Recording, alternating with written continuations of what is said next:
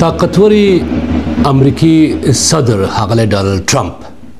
د مالدارترینه نړۍ په سفر دی. دا مالدارترینه نړۍ د ریاض نه تر دمشق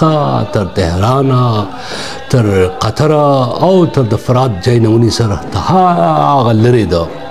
مقدسه درې یروشلم پورې رسي.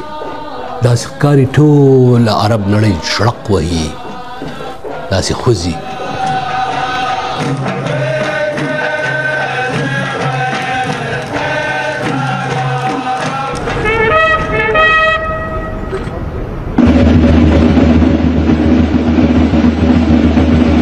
ما ته یو پخوانی دغه رایاد شو چاربیته چې استاد سبزعلي خان به په ریډیو ویله مونږ واړه مونږ اورېده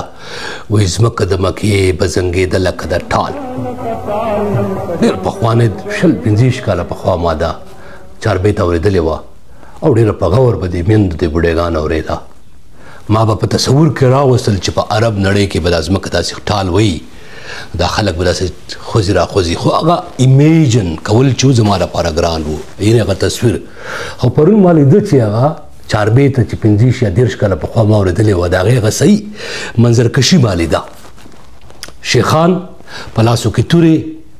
او تمبلونو سره هسې ړچېدل، له مکې نه ونیسه تر دمشق تر قطر او تر هغه د مقدسه ویلې پورې. نه یوازې د سعودي عرب د عربو د ټول عرب خاوره هسې ړچې وهه. پرګستان کې داسې نری نری تبسم و، بلکې د هغو اسونه د هغو خان هم ما نن ولیدل چې هغه هم ګډېده. او په عربي کې ما له خو عربي نه راځي، خو داسې سندرې ویل کېدی چې ای د مقدس خاورې میلمه، ای معتبره او مالداره میلمه، ستا په لاره کې مونږ ګلونه پاشو، ای د مقدس خاورې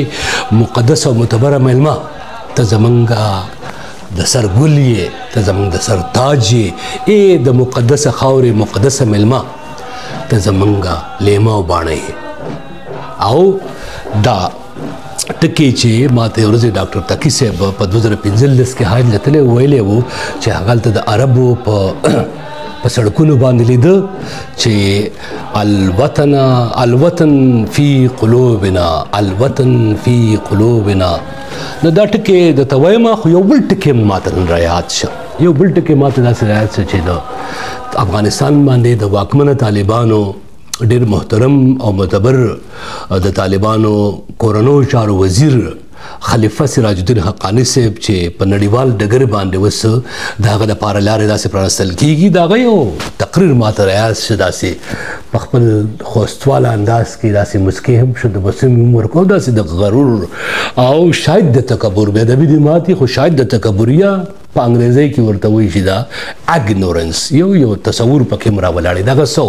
خپل ولس ته تقریر کوو نو هغه د امریکا د صدر څه نوم دی؟ بایډن دی وایي که څه بلا ده. دا تجاهل عرفانه چې دی دا د نړۍ په سیاست کې د افغانانو ته دا پیغام ورکول. او نن د 2 عرب شیخانو سلمان او د قطر د امیر صاحب ترمنځ د 2 ظلمو ترمنځ د دنیا د طاقتور ترین صدر سره د پیسو د ورکړې راکړې د مقابله چې وه، نو ماته شیخ ماته خلیفه سراج الدین حقانی صاحب دغه بې غوري را یاده کړه، یا تکبر یا غرور را یاد کړو، یا کراهت یا کرکه چې د کوله. دا ولې ماته را یاده شوه؟ د دې پروګرام په اخره کې زه پاس کوم. خو لومبی راځم ښاغلي ټرمپ ته چې ټرمپ د منځني ختیځ دا سفر د امریکا د باندنیو چارو تګلاره چې ده پوره ریشیپ کړله، یعنی بیا د سره لیکل کېږي لګیا ده. د بایډن ایرا دور ختم شو، د ټرمپ ایرا دور دی، په عرب نړۍ کې بدلون روان دي. او دا باندنیو چارو تګلاره چې دا په عرب نړۍ باندې د دې اثرات څه کېدونکي دي، هغه د دې ورځې د دې پروګرام مهم موضوع ده. په سر کې طنز نه و، په سر کې کرکه هم نه وه، په سر کې دا یو سوچه خالصه او د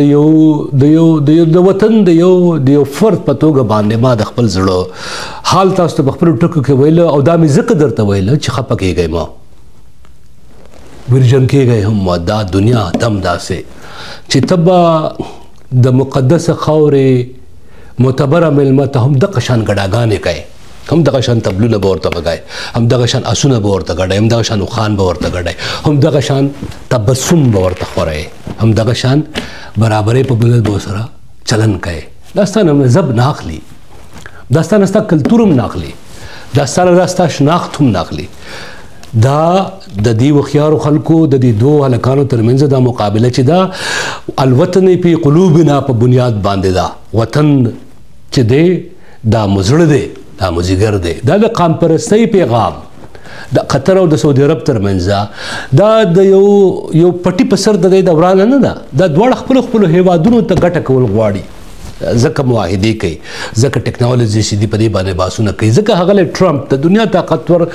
ترین هیواد یو داسې زاړه پاله صدر چې هغه دغه تصورات شاید د اسلامي نړۍ په باره کې مناسب نه وي. هغه چې کله تقریر کوي نو شیخ ته وایي، زلمی شیخ ته 40 کلن ته وایي شیخ هره شپې خوب درځي، یارۍ او دانډیوالۍ یو پیغام ورکوي، وایي ته څونه کار کوي، صفت یې کول غواړي. ولې صفت کول غواړي؟ هلته کانټراکټ ساین کړي دي د امریکې او دغه ترمنځ. دا څه کانټراکټ دي؟ ولې د امریکې صدر ښاغلی ډانلډ ټرمپ دمشق نه 15 کاله بعد پابندۍ ختمې کړې؟ ولې ایران ته د ډوډۍ پیغام ورکړ؟ ولې د کجورو یا د خونه د اولب دا څانګه چې دا ګوره درنه خوږه معتبره مقدسه څانګه چې دا اوس په ایران باندې سوداني راوړونکې ده. دا نن علامتي انداز کې لګیم، خو بهرحال دا دومره ګرانې خبرې نه دي. دا د خونه د اولب ګوره خوږه او طاقتوره ونه چې د ډالرو پخوا به په خونه په ونه کې د اولب دانې کې د خونه دانې به کېدي، اوس پکې ډالرې دي. دا د ډالرو 100 دانې اوس په دغه باندې 100 دانې په موږ هم راووره وه، نو ایران باندې هم ورونکې ده. ولې دا بدلون را روان دی؟ ولې نړۍ ریشیپ کیږي؟ ولې بدلون را روان دی؟ په دې باندې بحث کوو. لومبی به راشو چې په دې سفر کې څه وشو. یو خو تر ټولو غټه خبره چې نن زه کول غواړم د دې پروګرام په سر کې هغه دا ډیپلوماټیک بریک تھرو چې ورته وایي د شام سره، یعنی سفارتي اړیکې بیا بحالول. په دې تاریخي ګام کې یا پرمختګ کې ټرمپ چې دی هغه د شام د صدر احمد الشرا سره چې هغه ملاقات ته په تیرو 15 کالو کې دا لومړی ځل دی چې دا قسم ملاقات کیږي. ټرمپ د امریکا تمامې قدغنونه او پابندۍ چې دي هغه له شامه لرې کړل او دا هدف لري چې هغه د دې جګړې نه ولسي جګړې نه وروسته شام چې دی بیرته په خپلو خپو باندې ودرېږي. ولې د شام سره یو دم دومره مینه پیدا شوه د ښاغلي ټرمپ. دا یو ټکی ویمه، بیا 3 ټکي نور دي او اخر کې به د خلیفه سراج الدین حقاني صاحب دغه تجاهل عرفانه ټکی چې دی مسکا ته یادې تر اعظم. او ولې زه دا وایم چې دنیا چې ده د مذهب او د کلتور په بنیاد نه بلکې سفارتي آداب د دنیا چې دی هغه د مفاداتو دی هغې تر اعظم. خو اول دا 15 ټکي لومبی شام سره ولې سعودي عرب مینه پیدا شوه، دوستی پیدا شوه ناڅاپه، ځکه چې دا د جګړې نه وروسته اوس غوښتل کیږي چې په مهم توګه باندې ابراهیمي تړون چې کوم دی، ابراهیمک اکورډ کوم چې د ټرمپ په لومړني دور کې شروع شوی، پای کې شام هم هغه د کرکې، هغه د نفرت، هغه د ناخوښۍ د مذهب په بنیاد باندې هغه تعلق ختم کی او دوستی جوړ شي او تعلقات نورمل شي، تعلقات سم شي. دا یو ډیر غټ گزارو په چا باندې؟ په ایران باندې. دا د ایران د تاریخ د 20مې پیړۍ تر ټولو غټه ماتې وه. د ایران د 20مې پیړۍ د تاریخ تر ټولو غټه ماتې وه چې شام د امریکې جولۍ ته راګزار شو. هغه شیخ، هغه زلمی، هغه الشرا چې په یو وخت کې غازی وو، په یو وخت کې مجاهد وو، په یو وخت کې د اسلام د عظمت د سربلندۍ دعوګیرو، هغه د یو علامت په توګه خوده چې ټای هم لګوي، ګیرې هم شته دی، سوټ هم راچوي، خو په زړه کې قرآن پاک دی، په لاس کې توره ده. هغه نن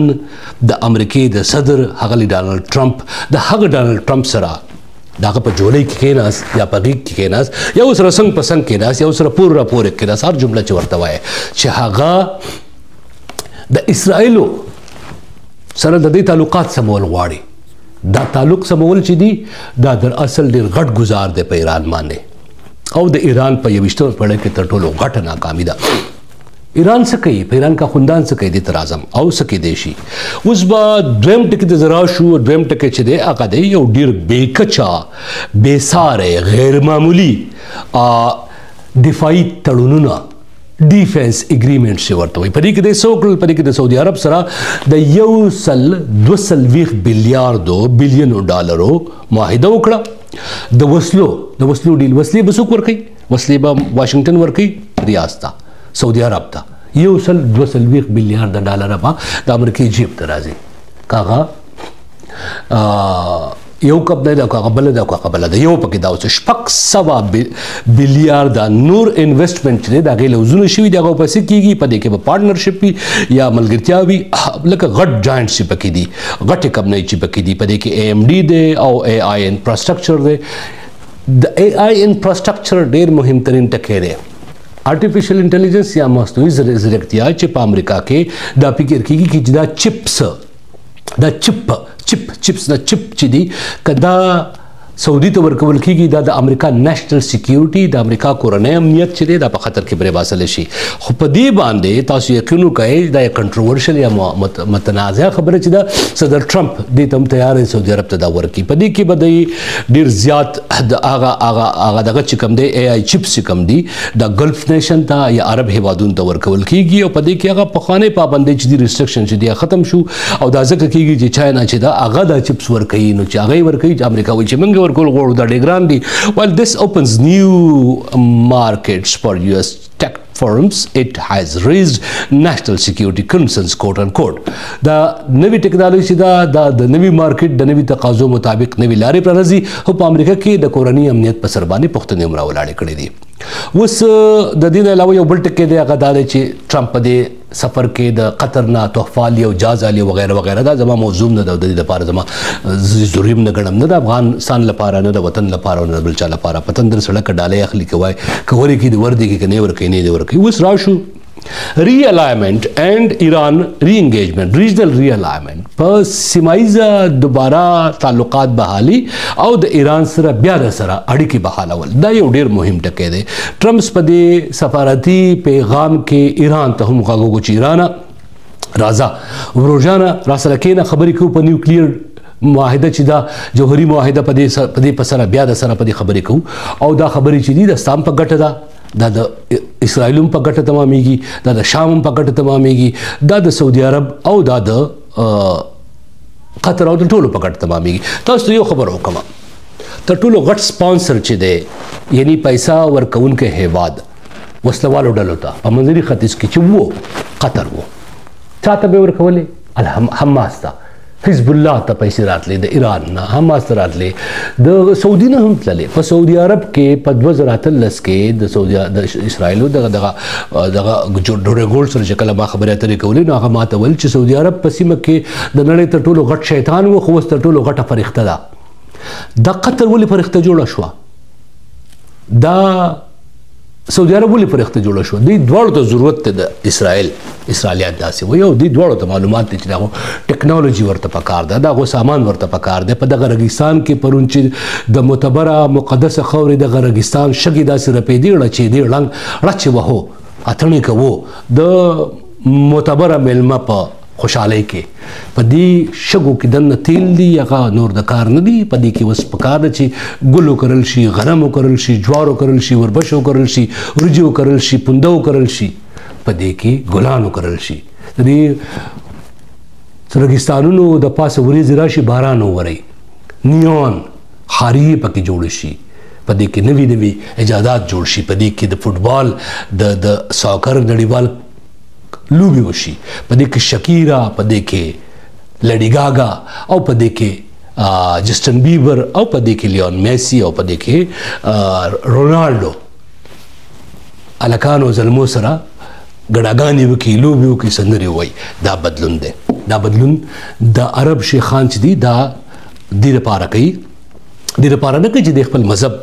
بدلول غواړي د لپاره هم نه کوي چې د خپل کلتور بدلول غواړي عربو ته خپل کلتور خپل هیواد چې دی هغه الوطن فی قلوبنا دی الوطن فی قلوبنا دا سعودي عرب ته هم دی دا قطر ته هم دی الوطن فی قلوبنا دمشق ته هم دی د دمشق دغه شیخ ته چې یو وخت ټوپکمار و صدر دی د امریکا صدر الشرع یادوم سره ملاویږي دې سړي ته هم الوطن فی قلوبنا دی لیبیا ته هم دی بغداد ته هم دی دا میډل ایست نارت افریقا ټول ریجن ته هم دی هر چا ته الوطن فی قلوبنا الوطن فی قلوبنا دا داسې نه و چې موږ ټول مسلمانانو الایمان فی قلوبنا الاسلام فی قلوبنا نه وي الوطن فی قلوبنا دا د جدیده نشنلیزم د ماډرن نشنلیزم د جدیده قام پرستۍ نوې ناره ده چې په عرب نړۍ کې راپورته شوې ده د نوې جدیده نشنلیزم دا ناره به په کابل او کندهار کې کله اورېدل کېږي او کله به پرې څوک پوهېږي دې ته اوس راځم اصل شی دا دی اصل شی دی الوطن فی قلوبنا دا عربان چې نن دا ناره وهي دا لوزونه کوي په منځني ختیځ کې دا بدلون روان دی زړې دښمنۍ په دوستیو بدلیږي او یو بل ته غاړې ورکول کېږي او ټوله عربه نړۍ د معتبره میلمه مقدسه نړۍ د معتبره میلمه په شان کې شګي هم ګډېږي خره هم ګډېږي اسونه هم ګډېږي اوښان هم ګډېږي تاملونه هم وهل کېږي او مسکا ده تبسم دی د امارات د قطر امیر محترم صاحب مدظ الله یا هیز هاینس سره خپله میرمن هم ولاړه وه چې د ټول عرب سفارتکاران راتلل او یو سره سلام کو داسې محترمه ولاړه وه هلته شکر دی ښه خبره ده دغه شان دی په ایلن ماسک چې کله سټیج ته وخته نو هغه سړي چې کوم انګریزي ویله هغه داسې ښکارېده ما ته چې کلیفورنیا کې دا غونډه روانه او کله چې لاندې ما کتل په دې پنډال کې سړي ناست وو ډېر وو خو خویندې میندې جنکۍ او ښځې هم ناستې وي دا بدلون دی نو الوطن فی قلوبنا دی دا الاسلام فی قلوبنا نه دی دا 1400 کاله زوړ تصور چې دی په سعودي عرب کې ختمېږي لګیا دی د دې معنی دا نه ده چې د اسلام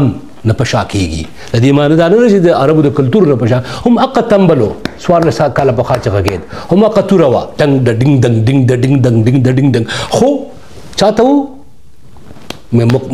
مقدسه معتبره میلمه څوک وو هغه د امریکا زاړه ګوند ریپبلیکن زاړه صدر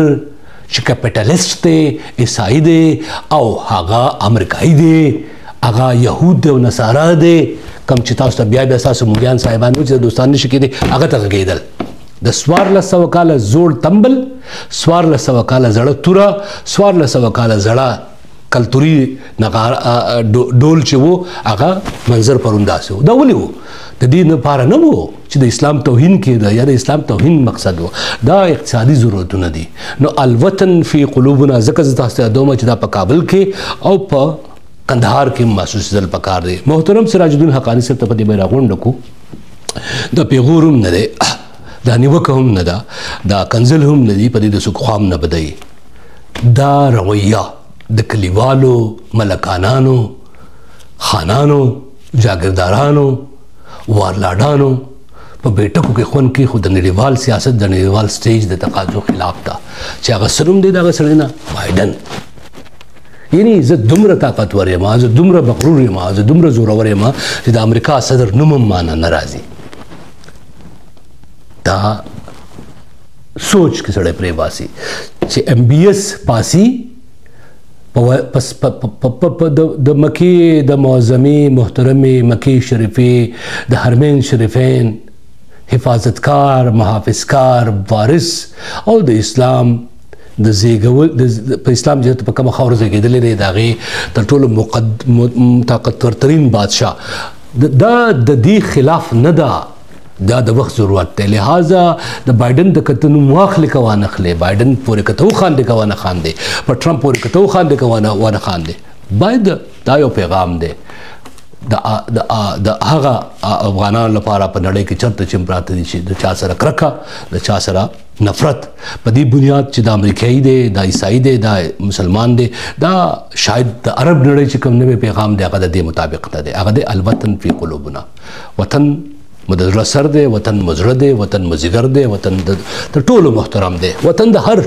تقاضې محترم دی وطن ته ولې وطن ته اولیت ورکوي آیا محمد بن سلمان دا فکر کوي چې دی به زر کاله بعد هم ژوندی وي نه محمد بن سلمان د عربو نړۍ شاهزاده کراون پرنس دا معاهدې ځکه کوي لګیا دی چې هغه زر کاله بعد پاتې لسم یا 15 نسل چې دغه کوم روان دی د هغې غم دی ورسره دغه سره د دې غم نه دی چې زما راج او سلطنت چې ختم شي بیا به خپل کار کوي خلک هغه وایي زر کاله بعد چې زما کم نسل روان دی د هغې لپاره تیاری کوم الوطن فی قلوبنا او یو وار بیا په تلو تلو کې چې ځمکه د عربو زنګېده لکه د ټال اوښان هم ګډېده اسونه هم ګډېده او دا په عربۍ ژبه کې ماله نه راځي خو ما چې نن د ملګرو سره خبرې وکړلې نو ما ته داسې ښکاره شوه چې داسې وایي چې ای معتبره ای متذله ای سید ټرمپ ډانلډ ټرمپا سید ډانلډ ټرمپا ای ستا په خپو کې وغوړېږم ستا په سر ګلونه وپاشم ستا په لاره کې عطر وپاشم تاله کجور درکم تاله خپل خوږ خونه درکم اولب درکم تا ته زړه وغوړم که تا ته په تا څنګه ونازوم او د دې په ځواب کې ورته ټرمپ هم بیا وایي چې ای د عربو شیخانو تاسو څومره کار کوئ د شپې خوب درځي که نه درځي هم دا ودرنو زه بیکار